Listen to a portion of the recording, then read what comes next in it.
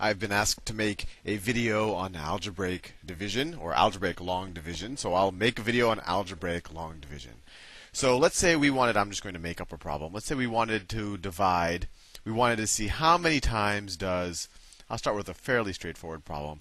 How many times does 2x plus 1 go into, I don't know, let's say it's 8x to the third minus 7x squared plus 10x minus 5. So what we do is we just take actually just the exact same way that you would do with long division, traditional long division of multiple digits. You would, on the 2x plus 1 expression, you look at, oh, what is the highest degree term? And that's really all we're going to pay attention to most of the time. So the first step is you say, okay, the highest degree term is 2x. How many times does 2x go into the highest degree term of the number, or not the number, the expression that we're dividing into? So you say, how many times does 2x go into 8x to the third? Well, we could do a little division on the side, but you could imagine eventually this is pretty straightforward. So if you have 8x to the third divided by 2x, that is equal to 4x squared, right? So 2x goes into 8x to the third 4x squared times. And this is a key thing. You don't want to write the 4x squared here. You want to keep everything in the correct places. So when you're dividing numbers, you think of the ones, the tens, the hundreds, and the thousands place, etc.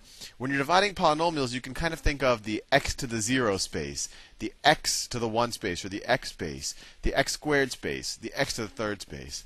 So when we say that 2x goes into 8x to the third 4x squared times, let's write that in the x squared spot. So it goes into it 4x squared times. Now, we take that 4x squared and we multiply it by our expression. I think you're already seeing that this is very similar to long division. And actually, if x was a 10, it would be identical to long division. And I'll let you think about that, right? If x was 10, this would be the thousands place. This would be 8,000 minus, although you would have negative digits, which doesn't make a bunch of sense. But I think you get what I'm saying. But anyway, back to this algebraic long division. Although I think it is very important to see the parallels between this and traditional long division. But anyway, we said that 2x goes into 8x to the third 4x squared times. Now what we can do is we can multiply 4x squared times 2x plus 1. So 4x squared times 1, that's 4x squared. So we can write that in the x squared's position. Place, we could write it 4x squared. And 4x squared times 2x is 8x to the third.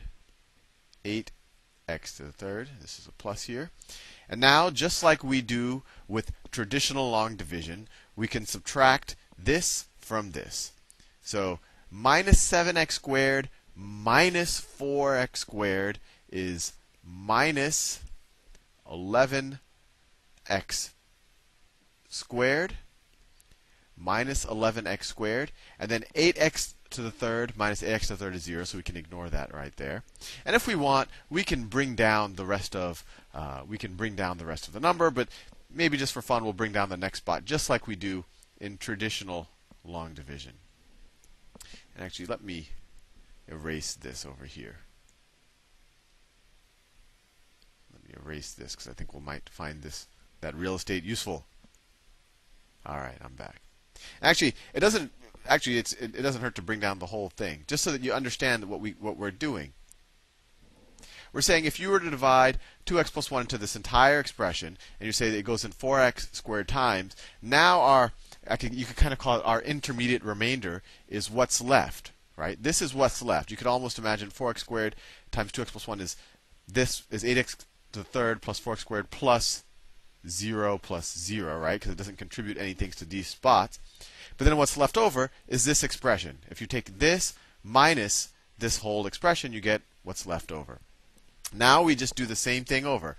How many times does 2x, we just look at the highest order term, how many times does 2x go into negative 11x squared? So let's do something, let's write it here on the side again. Actually, let me do it here.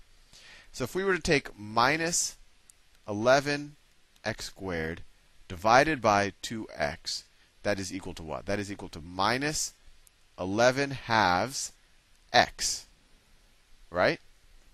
So 2x goes into minus 11x squared minus 11 halves x times. So we'll write that in our x place. So minus 11 halves, we could write that as 5.5 if that, well, let's write it as a fraction. Minus 11 halves x. And now, what is minus 11 halves x times 2x plus 1? So minus 11 halves x times 1 is minus 11 halves x, and we'll want to write that in the x position. I'll switch colors just to not be monotonous. So minus 11 halves x times 1 is minus 11 halves x. And then minus 11 halves x times 2x. Well, we should know what that is, but if you could multiply them out, it'll be minus 11x squared.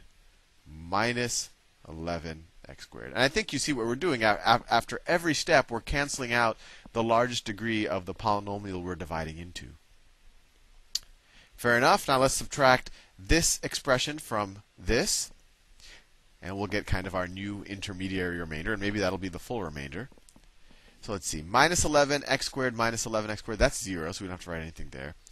10x minus negative 11 halves x. Remember, we're subtracting this negative number from 10x. So if you're subtracting a negative number, it's like adding a positive number, right? So you could view this as 10 plus 11 halves, right? So 10 plus 11 halves, that's 20 halves plus 11 halves, that's 31 halves, or 15.5. I'll just write 31 halves x. 31 over 2x. And then you could say that there was a 0 here, and when you subtract 0 from minus 5, you get minus 5. And now we say, how many times does 2x go into 31 halves x? Let's do a little work on the side here. So if I have 31 over 2x divided by 2x, well, the x's will just cancel out, right? And so this is the same thing as, this is equal to 31 over 4, right? This is the same thing as 31 over 2 times 1/2, so it's 31 over 4. So 2x goes into this expression 31 over 4 times, and I'll switch colors. I'll switch to green.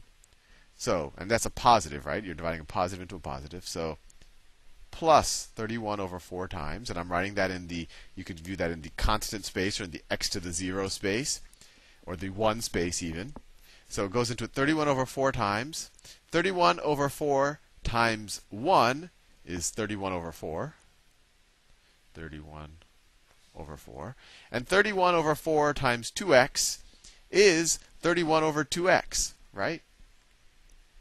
31 over 2x. And now we subtract, this is a plus here, we subtract the green expression from the light blue expression. And we're left with this. When you subtract this from this, you're left with 0, so nothing shows up there.